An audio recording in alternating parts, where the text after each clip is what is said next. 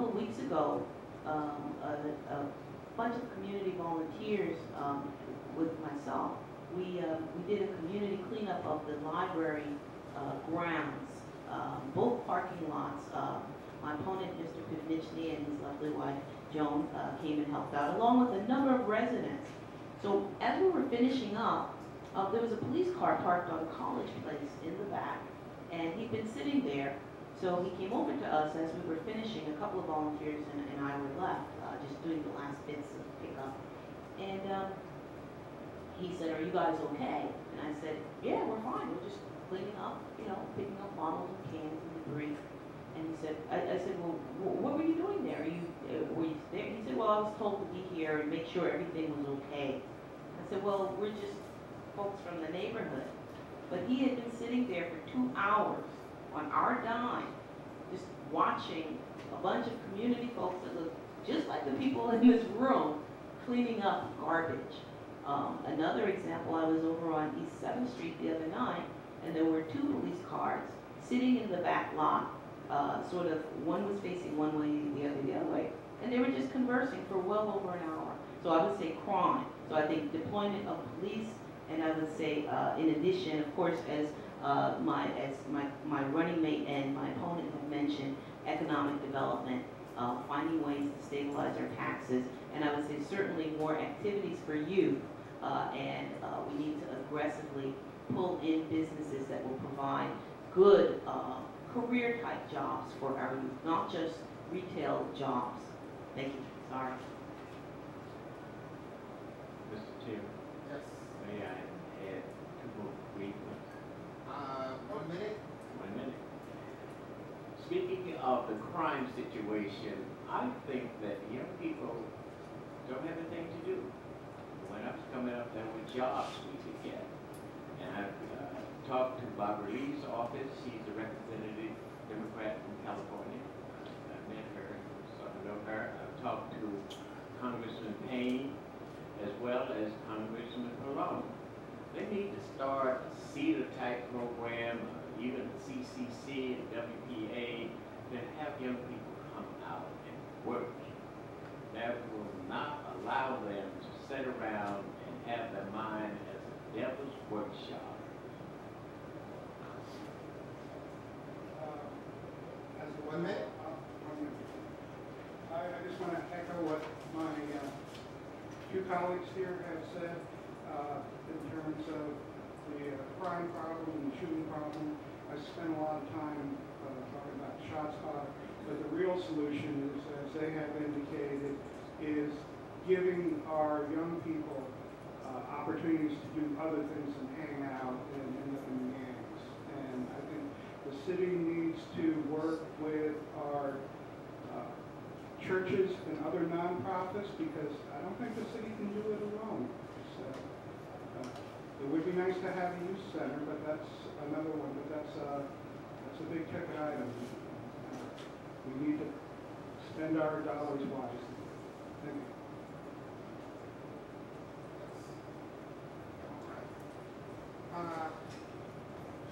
Question. Our governor has expressed an interest in canceling the tunnel project. What is your opinion of his decision, and what do you think will be the impact on the city of Plainfield? All right, now we started far end up in the referring Number one, I actually was thinking that, you know, when the governor, threatened to, squash the tunnel project, I looked at it as just a negotiation. I don't think that he's going to kill that project. I can't imagine that he would kill that project, because it means, a few $1 billion for us here in New Jersey.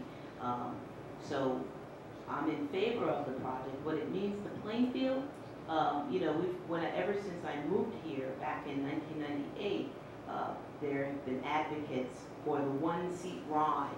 As the one-seat ride is going to be the savior of Plainfield, it really made us a destination. We're the only town with 2 train stations, right? And that's what this whole transit-oriented development is about.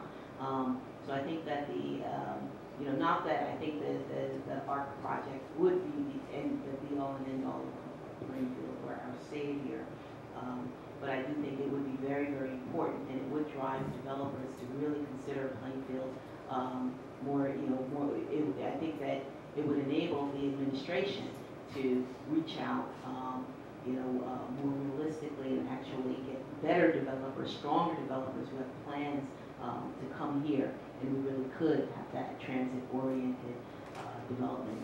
And it also would make it easier for us to attract more folks to our wonderful housing stock and to live in the apartments and add to our residential tax base. I think the governor had not set up people that he needed to get the money to. That's a tremendous project. It's going to go into the billions of dollars, even the $1 trillion level. And if you are in power, people that you are empowered to will plead upon you to get them to work. In fact, the city, PMUA, and other people have formed corporations. They've met with the governor to express what they can do. If this project doesn't go through, we will continue to have PMUA not having any outside sources of additional income. In fact, I think the council is presently retarding that effort by not making their board full. We had Mr. Reid, who I served with quite some time, passed away, bless his soul, and they won't even accept that position. And we have 4 fine citizens that would love to go there and to help run PMUA and make it a better place for us.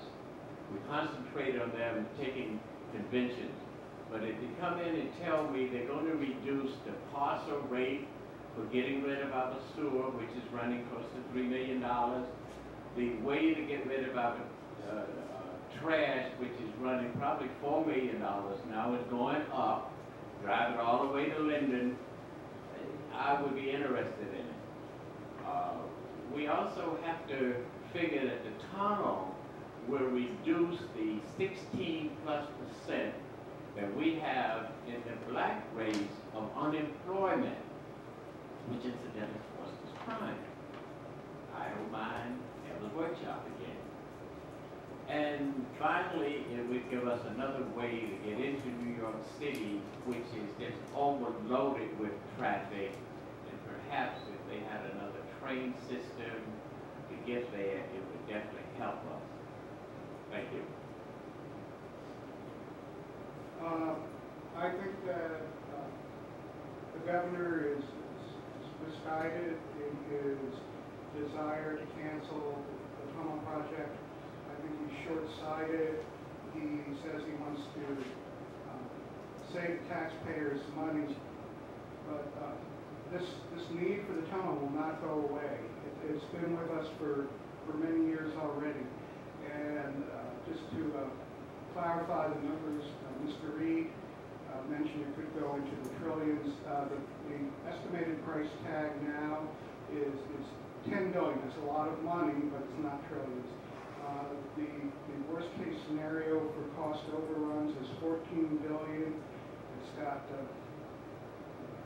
an 8-year completion schedule, so you're almost guaranteed that it will be $14 billion, not 10. And the cost may be a little higher. I think that it will benefit New York City, obviously, by reducing the number of cars and buses that clog up their streets every day. So I think we should get some funding help from New York City on this tunnel.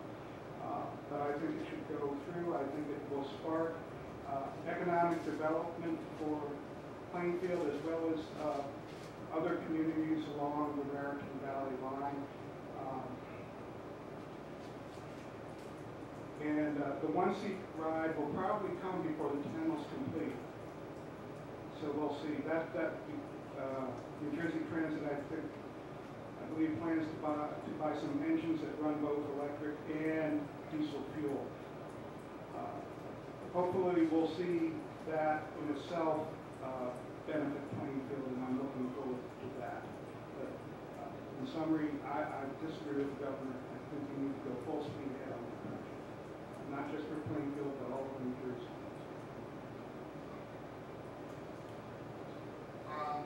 This question is directed at one of the candidates, but it's really a question that we can ask for any of them, so everybody will get a chance at this. We're going to start with Mr. Reid, right?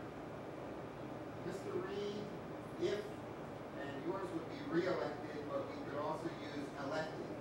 If re-elected or elected, what will you do to work with the mayor and the administration for the benefit of the community? Good question. And before we continue, I know Ms. Carter is out shaking hands, may have some other things to go to. If she wanted to come up, I would forego some of my time. I cannot do that. Okay, thank you. No disrespect. Yes. Well, I think that the bloggers as well as the newspapers say that I am a mayor's man sitting on the council. But I think the mayor may tell you something different. I think this mayor, you will agree that any issue that come up, I go to the mayor and say, you know, I don't agree with you, or I do agree with you, or you should add this to it, or you should try to do this, and communicate with us, especially with people that look at things from a point of view of maybe you're right and maybe you're wrong, without sitting up there on our dais that we have and hollering about things that are not true. That's most of the opposition to the mayor. As an example on this thing about the $20,000. The mayor spent $5,000. She went to a radio station that the gangs probably listened to. WBLS and WLIB. I was in Washington for Congressman Payne's boat ride, and the council lady from Orange, coincidentally, I gave a job when she was like finishing high school. She went into the service, and she always remembered that. And she liked making sure of money for poetry, so I gave her some recordings of that as well. And she wanted to know, how did you do it? I couldn't get out of my car. I text 50 friends say they own BLS, it's about Plainfield. To me, that was good. Now, what I would say we should do is go to the mayor and say, you know, you tried walking on Tuesdays, you had community meetings, you brought in Al Sharpton, who incidentally, as I understand, he didn't get any money from us. And you also held community meetings and so forth. What else can we do to help? This has not worked totally. What can we do? And I will always work with whomever is doing their job. If it's the council president or the mayor or any of the business administrators or anyone that's operating an agency, they got my support. Yeah, as I mentioned earlier, I guess in my opening, one of the questions, in my professional life, I have to collaborate with my colleagues, and I would bring that to the council. I work very, very well with teams. I've led a lot of teams, and we've always gotten our project done. And certainly, you know, if it's in the interest of Plainfield, I would work with, you know, with my colleagues as well as the administration to move us all forward together, because you know, we can't do it alone, and having, you know, the council and the administration at loggerheads would not benefit anyone. So I certainly think that I have the ability to work well and work collaboratively with the mayor and with the administration to get things done.